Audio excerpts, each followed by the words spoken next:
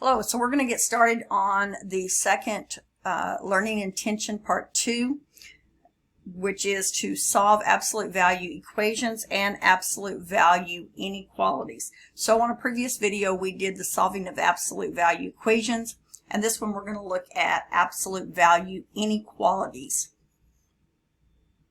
Okay, so we've already covered in the previous video, and hopefully you have it down, the first 3 success criteria, and now we're going to be ready for the last 3, which you should be able to solve absolute value inequalities. You can graph on a number line the answers to absolute value inequalities, and a big key is that you understand the difference between the word and or as they relate to algebraic functions. So let's go ahead and get started. Okay, so let's go ahead and start with our inequality symbols. So our inequality symbols is less than or equal to, greater than or equal to. Now I have a lot of kids who really struggle with it, but look, if you look on this one, this is the smaller side, okay? Okay, the point very small, this is the larger. And so this is the less than, okay, less than.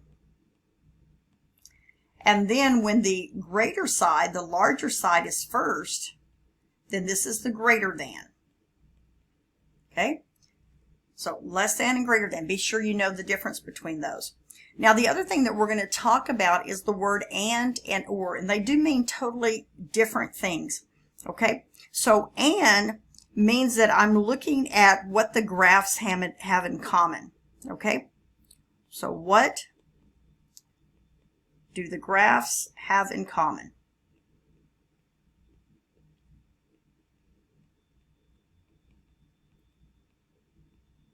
Maybe you want to think of it as what numbers they share.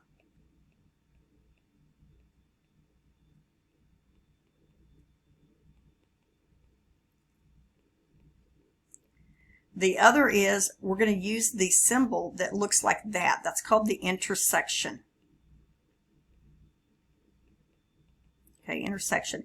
And if you think about it, if I have 2 roads that are crossing, okay, 2 roads that are crossing, this piece in here is the intersection of the 2 roads. Okay, same thing, because both roads have this piece in common. They share that piece. Okay?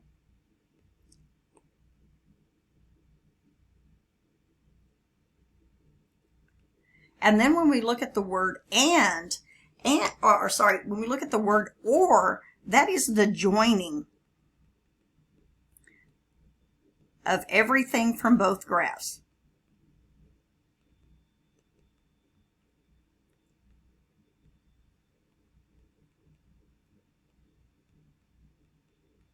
Okay, joining of everything. It is called the union. Okay, union. Think about a marriage and you're joining everything. The husband brings his stuff, the wife brings his stuff, and they all put it together in one house. It's a joining of everything that you happen to see. So you're not going to leave out any answers whatsoever. Okay, now when you go to look at and graph, okay, so let's look at the first graph that I gave you. This graph here is what we call an and graph, okay? And only and graphs can be written in what we call, this is kind of like an interval, okay? So it's saying that the answer is between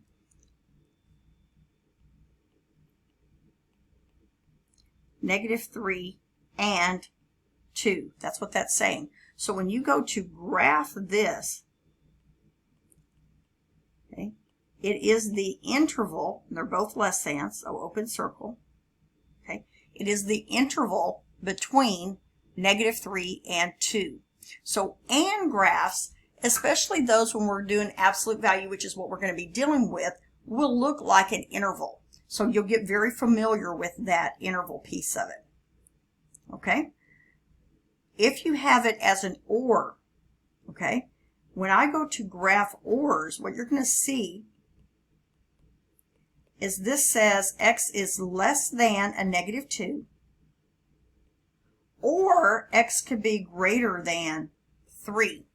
Okay, so it could be either one of those answers. It doesn't have to be both of them. It could be either one. It could just be a number that's less than 2. Or it could be a number greater than 3. So again, this is a very common graph you'll see for an OR. Okay, so we're going to take those inequalities we just talked about and we're going to apply them to absolute value equations. Now remember, if I ask you what is the absolute value of 3, just equal to, okay, absolute value equals 3. That would mean that it would be, x would be a positive or negative 3. But this says that x has to be less than 3 or negative 3. So what I'm looking at, any numbers that are going to be less than 3, that would be like the absolute value of 2, 1, 0. Absolute value of a negative 1 would be 1. Absolute value of a negative 2 would be 2. See, all of those are still going to be within 3 from 0. That's what that's saying. All of my numbers need to be less than 3 from 0. Now, they can't equal 3, so I am going to put an open circle. So again, there's my interval. All my numbers need to be less than 3 from 0. So maybe stop it and try this one on your own. This one says it has to be less than or equal to 5. Okay, so hopefully you put a closed dot and the interval. So any number I choose in here, if I chose 4, whoops, if I chose 4, okay, that would be less than or equal to 5. If I chose 3, 2, 1, those would all be numbers less than or equal to 5. But if I come over here, a negative 1 is 1, that is also less than 5. Negative 2 is 2, absolute value. Absolute value of a negative 3 is 3. See, all those are going to fit in there. Okay, so those are the basic, the very easiest that we can have. Now, it's not always just like what we did with our absolute value equations. It's not always going to be just the absolute value. This one has a plus 2 with it. So again, remember, we must have the absolute value by itself. That's a key, no matter what we're doing. So in this case here, we're going to go ahead and get that 2 moved over to the other side. So the absolute value of x has to be less than 3. Okay, once I moved it over. Well, is that not the same thing we just graphed in number 1? So for it to be less than 3, it needs to be the interval from a negative 3 to 3.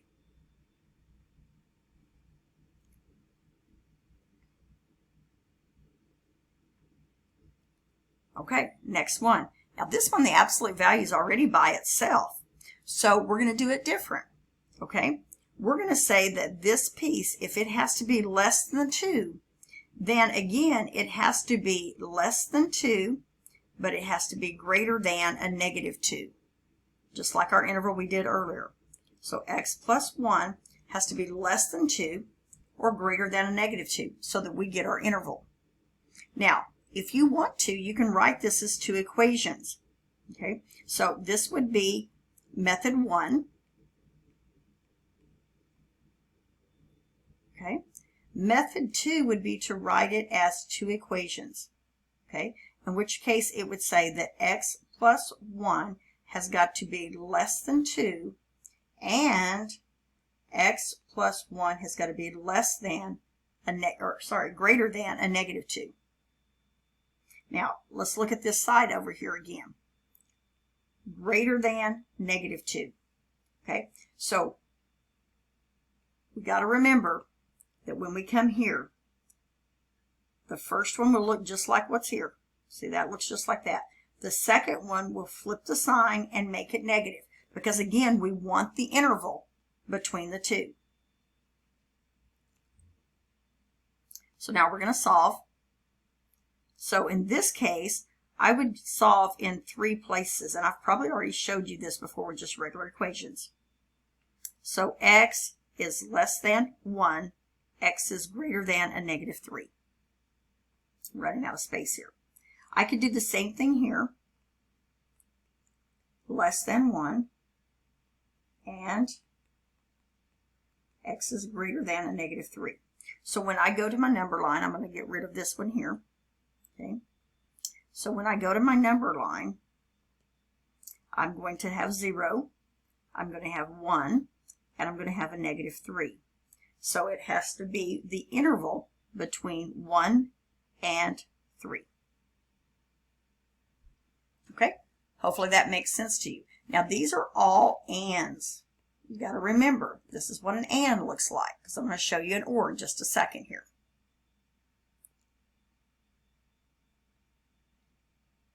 Okay, so we're going to look at ors.